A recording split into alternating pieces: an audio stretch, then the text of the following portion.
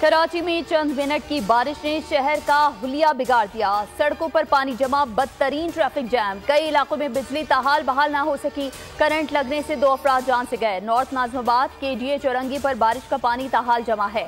कटी पहाड़ी से बाहर से आने वाले सैलाबी रेले में कमसिन बच्चा नाले में बह गया, जो रेस्क्यू टीम को लियाकताबाद नाले से मिला। मेट्रोविल में बच्चा, लांडी में 55 साल शख्स करंट लगने से जाँ बहक हो गए।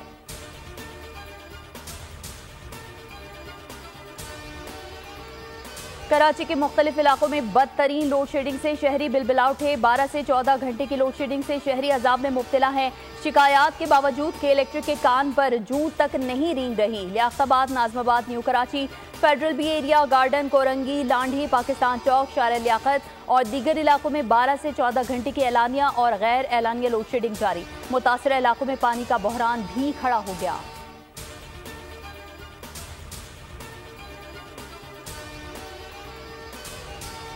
पाकिस्तान ने जर्मन शहर फ्रैंकफर्ट में अपने कौंसल खाने पर हमले को शरपसंदों की कार्रवाई करार दे दिया। दफ्तर खारजा की जानिब से कहा गया, पाकिस्तान कौंसल खाने पर शरपसंदों के हमले और गुंडागर्दी की शदीद मजम्मत करता है। पाकिस्तान सूरत हाल के तनाजुर में जर्मन हुकाम के साथ राब्ते में है।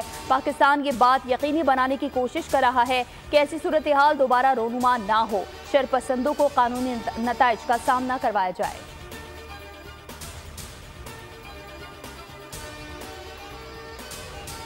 और मुश्तरका मफादात काउंसिल इजलास एक बार फिर मुलतवी। वज़ीर आज़म ने मुश्तरका मफादात काउंसिल का इजलास तलब कर रखा था। इससे कबल 10 जुलाई को भी इजलास मुलतवी किया गया था। ज़राए के मुताबिक वज़ीर आज़म और दीगर अरकान की मसरूफियात की वजह से इजलास मुलतवी हुआ।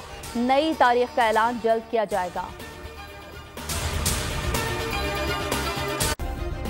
सब्सक्राइब करें और बेल दबाएं ताकि कोई खबर रह न जाए।